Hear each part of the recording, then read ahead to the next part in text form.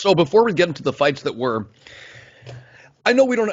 There's going to be a lot of, speculation because we're not exactly sure why Dan Hardy got fired. Rumor is it doesn't have to do with the Herb Dean situation, and he got into some kind of verbal altercation with a female staffer back line. He's released a cryptic tweet about like, how can you question my integrity when like blah blah blah blah blah, something to that effect of his integrity being questioned. It's just it's confusing. It's odd. I don't understand why he was let go just yet. But if I got to be honest, it's a sad day for me at least because he's not that I don't think he can make money off of his YouTube channel. And his YouTube channel is excellent. He produces phenomenal fight breakdowns there over at Full Reptile. But I don't know. I think for me, he was one of the best commentators. I think he did the job very respectfully to the fighters. He took a very cerebral approach. Very good at analyzing fights as they transpired. And for me, he was personally my favorite, especially because I had the experience of growing up watching him fight. So it's a bit of a sad day for me. Gentlemen, what do you guys think? Can I start? No. Oh, fuck. No. I think Herb Dean. No. And Herb Dean, we're going to get a soliloquy now about Herb Dean and Stephen A. Smith and how they were vindicated by this firing. Go on, Mike. No, I don't know why I've developed this reputation as a Dan Hardy hater. I actually like Dan Hardy. I remember when he did his GSP promo, and he said something to the effect of, just because you wear pajamas and I don't makes you a martial artist. And I loved it. I was like, yes, sir. But yeah, no, I think this reeks to me of, you boys ever work a job and there's that one guy at the job that you look at him and you're like, for no other reason but he pisses off the bosses, he's going to get fired soon. Oh, yeah. Okay? That's me. This reeks to me of they were looking for it somewhere. And I don't necessarily know if that means that's Dan Hardy's fault or that's Dana's fault or if it's a combination of both or, you know what I'm saying? But I don't know if this was an isolated incident, let's say, if this would have been a firing, if like, you know, if my, I guess I'm speculating, if my speculatory mind thinks what it is, you know what I'm saying? Does that make sense? Am I on? Yeah. The one thing I would say is that we don't know what the nature of the whatever kind of conflict like Dan Hardy had with that employee. We don't know if it got physical. We don't know if it was words. We don't know what he said. We don't know what she said. We don't know like who initiated it and who was, you know, in quotation marks, the victim. So that makes it a lot tougher to see whether the UFC is justified. What I will say, though, you know, in defense of Dan Hardy, because I think let's just look at it from a step back. We're talking about one person versus an entire corporation, a corporation with like a history of, let's call it what it is, propaganda, of literally creating false narratives to suit its motive. Propaganda. Hashtag that person doesn't want to fight. Literally, like they do it to anybody. They do it to anybody. Oh, we never even wanted to sign Cyborg. Like what do you mean? Like, of course you did. It's like, oh yeah, we're not interested in Ben Askren. He's not good enough. Like what?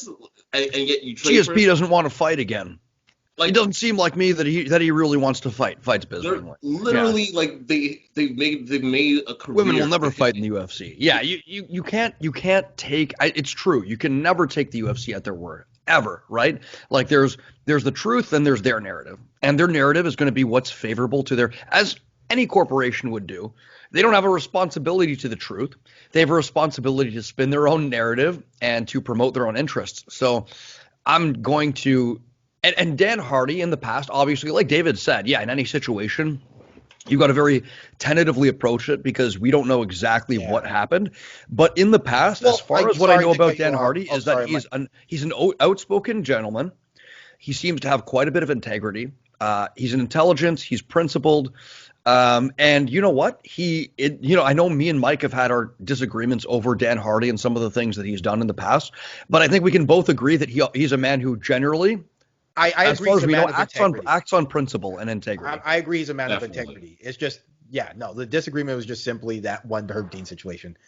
If I can interject, gentlemen, though, I would say, though, if it was something like, serious enough to be a fireable offense, don't you think we would have heard it already? Or am I wrong? Because You don't know. Maybe because there's a variety of things. If it is something very bad, it could be something where it's in the best interest of the UFC to keep it under the rug. And again, we don't, I'm just speculating because that could happen too. There have been situations where somebody's quietly let go from an organization. It's like Dan Schneider from Nickelodeon. oh yeah, Not to infer that Dan Hardy is in any way a Dan Schneider, but with Dan Schneider, they're just like, dude, there's too much fucking foot imagery on Nickelodeon and too many creepy stories about you and girls. Like, just get out. Take your bonus. Fuck off. Don't trouble us. Go back to your creepy Beverly Hills mansion with your parties with 13-year-old girls and just fuck go. We know Jamie Lynn Spears' baby is yours. Just fuck off, you know? But oh god, allegedly. Whoa. Man, But, that Jamie Lynn Spears story though, when that came out when I was a kid, I was shocked. But anyway, go ahead. what a scumbag Dan Schneider is. I But swear we got fights to talk about. yeah, anyways, I think we're a lot more in line on the whole Dan Hardy situation than I initially thought we'd be, which is refreshing. Because I was Oh, expecting you thought to I have- was gonna be? You thought I was gonna be? dude, So, yeah. I thought we were gonna have to take off the gloves or put on the gloves, depending on which sports reference you wanna throw in there. No, Jeremy, I never disagreed with Dan Hardy's integrity. Like I don't think I've ever made that point. I just kind of yeah, I just kind of want to get Jeremy's perspective on this because I don't know if there's a precedent. I know you might not know too much about Dan Hardy and everything like that, but like just as far as precedents in the wider sports world as far as things like this goes. No, yeah, you're correct. I don't know too much about Dan Hardy, the person.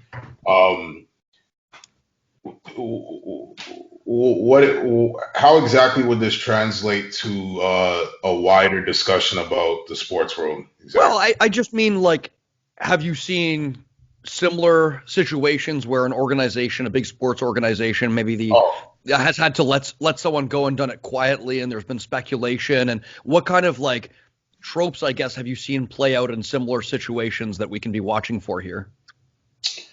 Any similarities that might be indicative of anything?